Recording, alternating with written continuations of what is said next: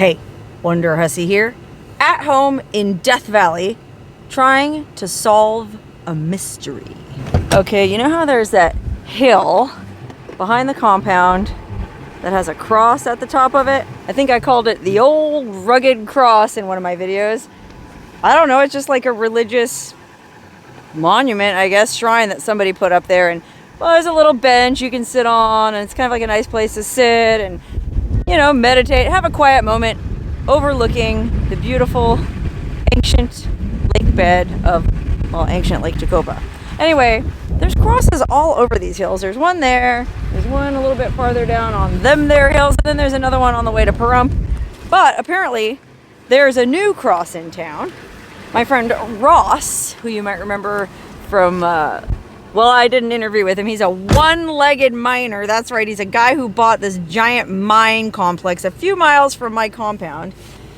Anyway, he just messaged me that, well, he saw this weird light the other night, and he thought it was just somebody camping. You know, it wasn't on his property, so he wasn't overly concerned about it. But, you know, the light never went out. The next 2 nights, it was still there in the same place, and, well, by that time, he was wondering, like, well, it was like a Sunday or a Monday or something. Nobody camps out on Sunday, Monday. So he went over to investigate, and it was another cross. Somebody put up another cross right next to Ross's mine. Anyway, Ross asked me if I had a minute to come on over and help him investigate this new cross and try to figure out who might have put it there. So even though it's kind of a cold and blustery day for mid-March in Death Valley, we've had weird weather this year, just dumped rain yesterday. It's downright chilly. Anyway, I'm gonna head over to Ross's mine and hike up to this cross with him and see if we can't get to the bottom of this mystery.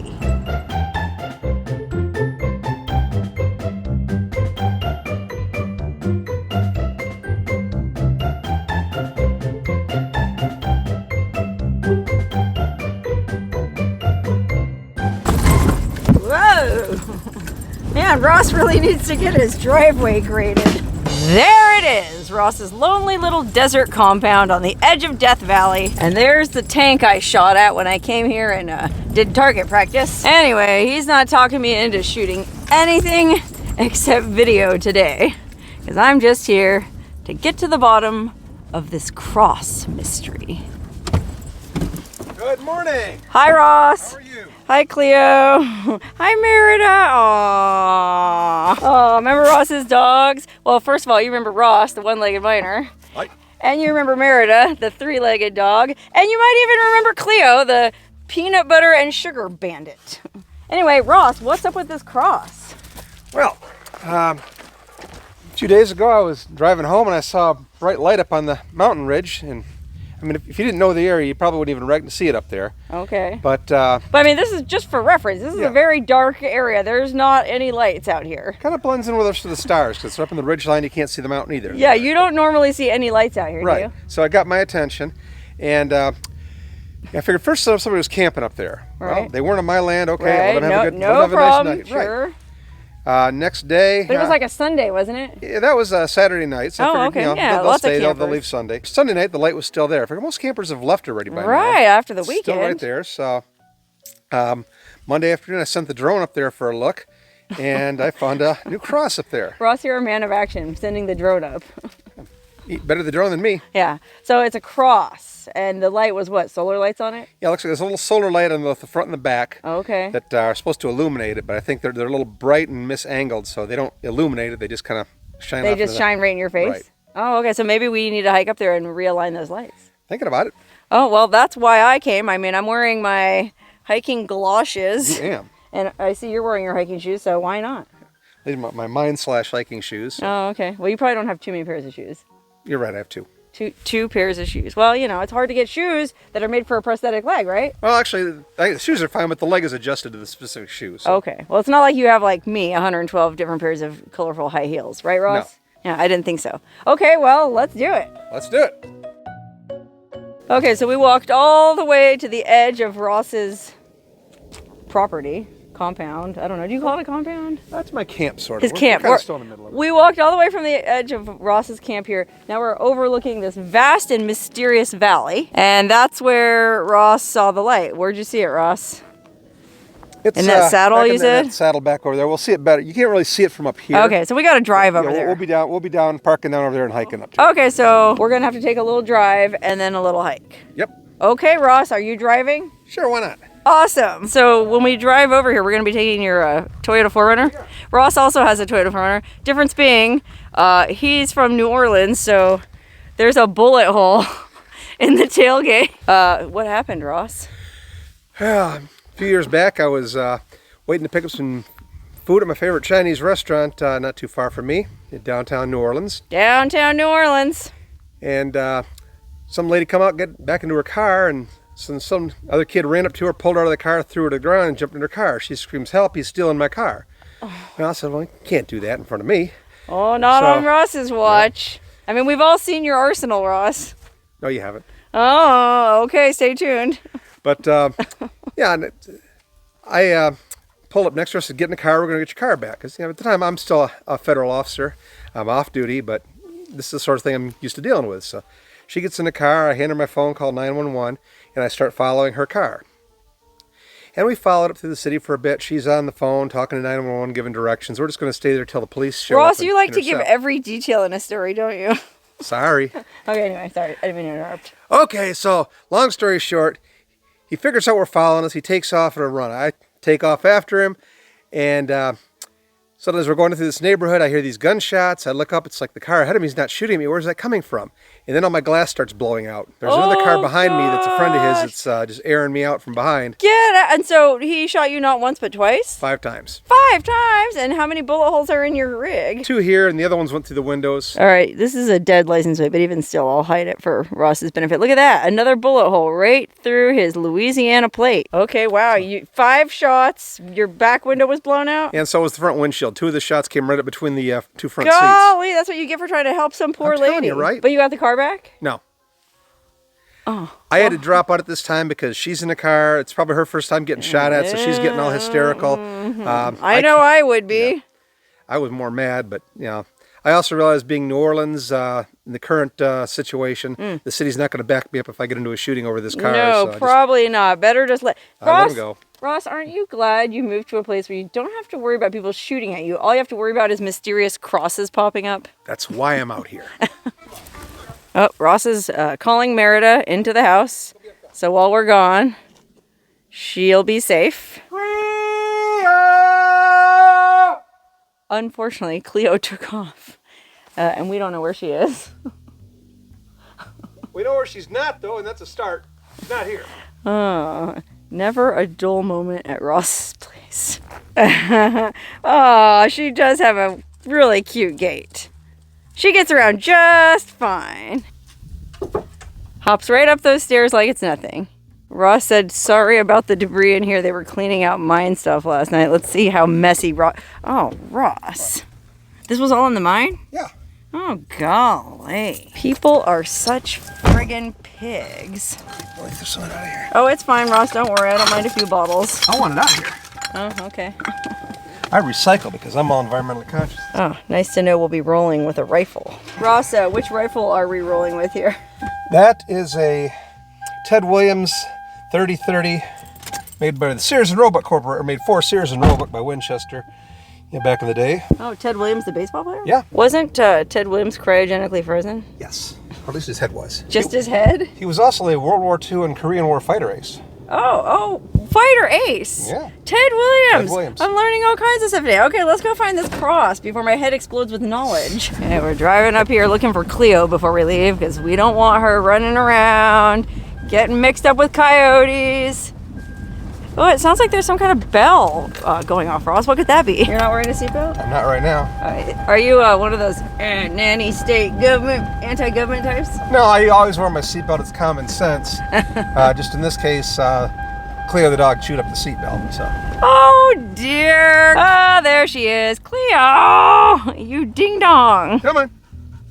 Ouch! Yay! You're back. All right, Ross is gonna go lock up Cleo in the house so she can't come with us and run away again. Whoo-wee, dogs are a lot of work. Look, there's Ross making his own YouTube video.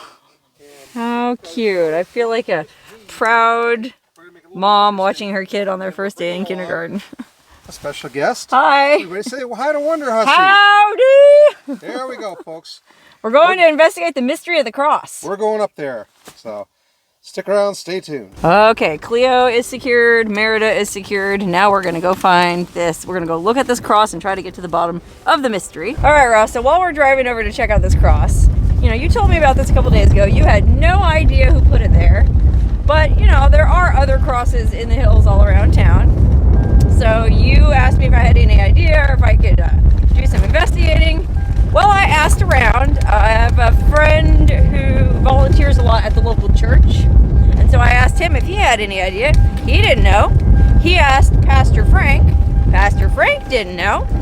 The only idea that he had was that it might be, and this was his words, that holy roller who rides around in the truck, the pickup truck, you know that guy? It's not Hanks.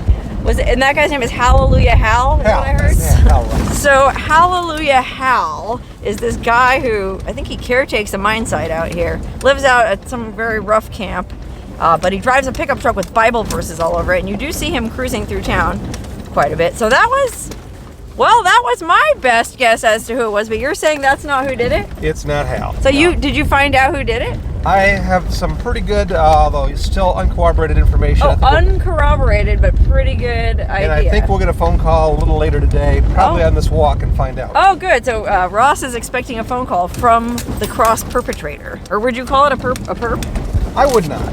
I mean, it doesn't bother you. You're a Christian guy, right? Right. Well, double stand. I also still have some allegiance to the BLM since I still work for the Department of the Interior. So, you know, we'll see. Oh, so as far as like I church and state separation? I'll have to notify them it's on the land because, you know. Oh, because you have to. But I also do believe, I am a Christian. I support the idea of the cross, provided we confirm why it's right. needed. Well, what I also heard is that back in the olden times, the Spaniards used to put crosses on the hills to mark where there was water. I've heard that too lately. Okay, so this is as close as we can drive to it, huh? We got to hike?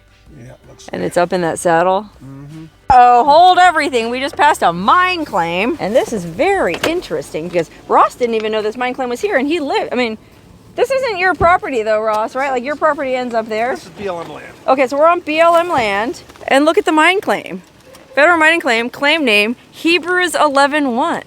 Jim and Val from Pahrump. Oh ho, Hebrews 11:1. Now, I'm not really a religious person, but even I know that's something from the Bible. And maybe these claim owners are the ones who put this cross up there. It's too far to be a part of the claim. Oh, yeah? Well, that doesn't mean they didn't want to put it near their claim at the highest point. Actually, what's that? That name is Val? Yeah, Val. Does that sound right? That's what I'm waiting on the call back from. Aha! See, we were both right. So, how did you find out that Val was potentially the person who did it? Well, cast a wide net, and he posted about it on his Facebook page, which if you don't too. follow Ross on Facebook, you should, because he's a very active page. So you got some feedback there, but that's not where the info came from? Well, one of our locals in town, should I name him? Should I put him out there? Well, that's up to you. Nah, I won't do it. Yeah, I mean, he might not want, yeah, exactly, without, you know, this is basically just gossip. But, so a local, an unnamed local, told me that it was placed there by the owner of a claim out here who died, and his wife and daughter had put the cross up there. Oh, well, that's. Oh, and I'm waiting for a call back from the wife right now. Maybe Jim passed away. And I think Val is the name, so oh, we'll see if she calls me back. We'll talk with her on the phone. That's sweet. So Jim probably really loved coming out here and prospecting or whatever. What exactly does it mean to have a federal mining claim? Like, would he just come out here and like with a pickaxe and dig stuff up? He'd have an unpatented claim, which means he can come out here and he can search for minerals, he can remove minerals. He can't put any habitations on the property. He has no permanent right to the land, unlike mine, which is a patented claim, and I own it all forever. Yeah. But the unpatented claims, which most of them are. Oh, I only say because it comes up, people tell me I don't have a right to the land. It's like, no, I have a patented claim. Right, so you know your rights. Right, most mining claims are unpatented like this one, where as long as he's actively engaged in taking mineral out and renews this every once in a while. What does that mean on a practical level? Like he would come out here on the weekend and just like pick up rocks?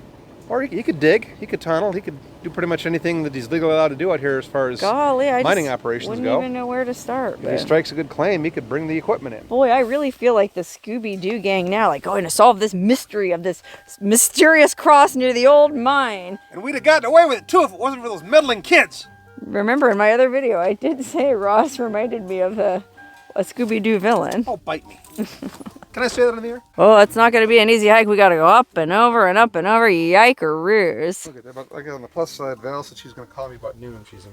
So. Oh, okay. So we'll probably get the call as we're hiking. Yep. Oh, yeah. I can see it from here. There it is. Little tiny cross up there in memory of... Oh, gosh. I already forgot his name. Jim. Okay, Ross says that all this white quartz that you see here in the ground is probably why the guy had a claim here. Because apparently quartz is an indicator of gold. They tend to run together, so it's... Ross, if I live to be 1,000 years old, I'll never be as smart as you. Well, that's true, but still. Is that fool's gold, Ross? No. No? Oh, okay.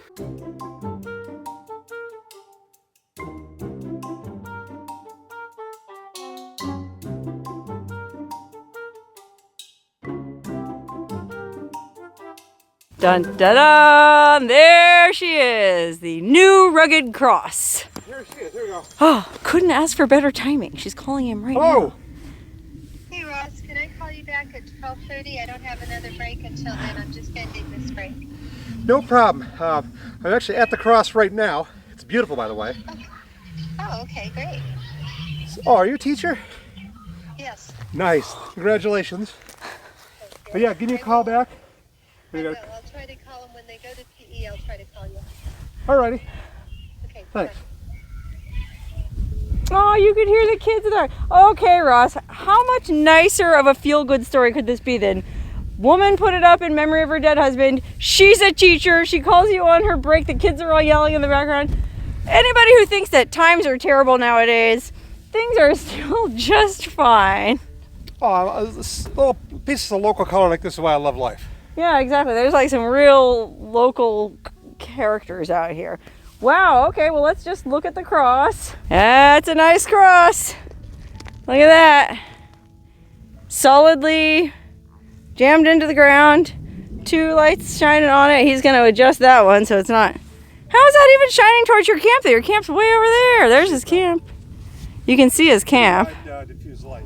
Oh, okay. Okay, so awesome. The teacher, Val, you know, she's waiting for the kids to go to PE class before she can call us back. So while we're waiting for that, I thought I might just take a little hike around this point here, you know, since I don't come out here very often, and this seems like it'll be a great vantage point over this whole valley.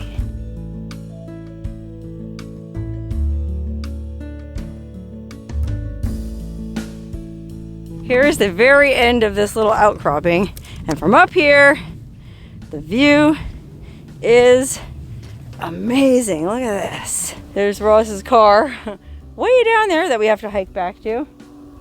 There's 3 side-by-sides roaring off in the distance. Anyway, I guess I'll start over here. There's Ross's compound, and there's the driveway that needs grading leading into Ross's compound.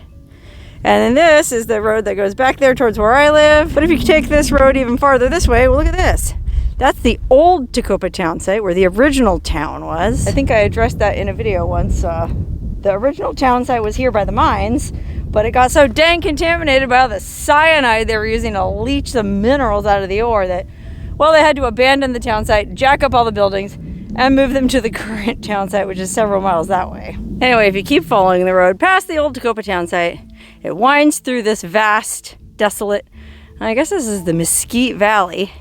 And then it winds up and over those mountains there, which is the Kingston Range. And it goes up and over, there's a little pass going through that saddle, past a place called Horse Thief Springs, which I've made a video there too. And then eventually, if you just keep following that road, it'll take you all the way back out to Interstate 15 at the Sema Road exit, okay? I made a whole video about that because before I ever even thought of moving out here, one time I was in a traffic jam on I-15 and Google told me to take that Sema Road exit, and I ended up coming all the way over those mountains and all the way down this bumpy road and all the way to the town of Tecopa and then all the way back around to Las Vegas. And it cost me probably at least 100 extra miles, but by golly, I wasn't stuck in traffic. All right, back at the cross. We still have 5 minutes. She's gonna call back and give us all the deets. I'm just gonna use this opportunity to remind everybody that Ross has a YouTube channel and it's very engaging. You can see he's He's not what you would call a boring person. And his channel's, it's a trip. Now he's just starting out, you know, production values might be a little rough, but it's worth following. So I'll put the link up here. Check it out. Check it out. Hi, Val. Yeah, hi. Sorry about that. My kids are in PE for a few minutes. Not a problem. Hey, that's definitely a priority because they're our future, you know.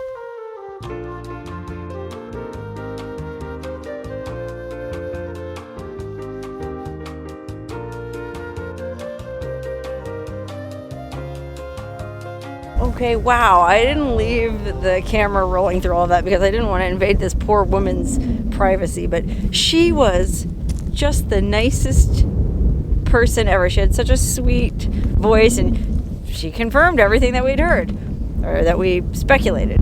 Her husband was a prospector. They used to come out here together, prospecting, mining. They had a little placer claim down here. All this quartz and mica. Okay, come to find out there's a lot of, well, I thought what Ross picked up that I thought was fool's gold. It's actually mica. That's what's this shiny, sparkly stuff. I don't know if you can see that.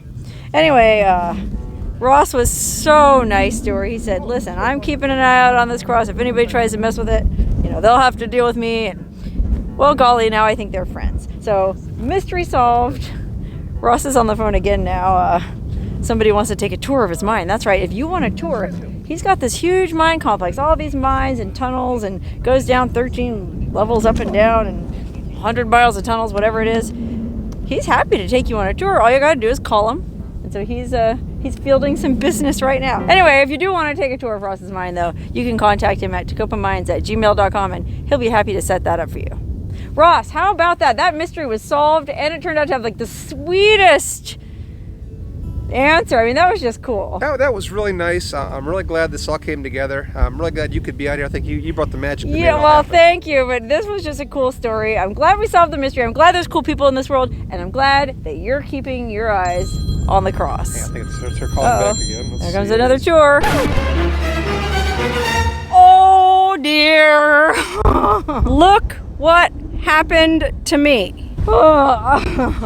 Boy, do I feel like a silly goose. I can't even explain what happened. I was leaving Ross's mine, and I took a wrong turn. I was listening to music. I was eating an apple, and I realized I needed to turn around, and somehow I went and got myself basically high-centered on this berm. Thankfully, I'm in cell signal range, and Ross is right over there, so he's coming over to see if he can't help me get out of this predicament. I mean, what happened was I sort of backed up, and I came down around here, and I couldn't see. I thought I could just come back down onto the road here, and well, unfortunately, look at that. There's like rocks right on my undercarriage. That is not good. Because I don't even have a very beefy skid plate. Okay, there's no going forward. I gotta go backward. Let's see what Ross has to say. Oh good, You gotta be shitting me, pal! How did you do that? I'm glad Ross is filming this for his channel too. Oh my God, wow, Ross. Unfortunately, neither one of us had the presence of mind to film this because we were both using our phones to communicate. But what we did was we dug out all the dirt under as much as we could get out from under the undercarriage, and then we attached my tow strap to Ross's bullet-ridden 4Runner. Hey, now it's got 2 holes in it. Yeah, well, that's what they say about all women. Anyway, yeah, he was able to tow me off of that berm, and it was actually pretty soft. No permanent damage to my undercarriage. Come to find out, Ross says I can get out this way anyway, so there was no need for me to try to turn around. I'm gonna show you that. Okay, but listen, Ross. Yes. I already thanked Ross, and I already gave him a hug, but I'll do it again. I'll do another one, yeah. I'll do it for the camera because, listen, we were just talking about living in a small town or a small community like this. You gotta help your neighbors. Well, you gotta stick together and don't make any enemies because you never know when you're gonna need to be towed off a berm. Thanks, Ross. I'm still trying to figure out how you got up there. I'm gonna stay awake and I want to know that one.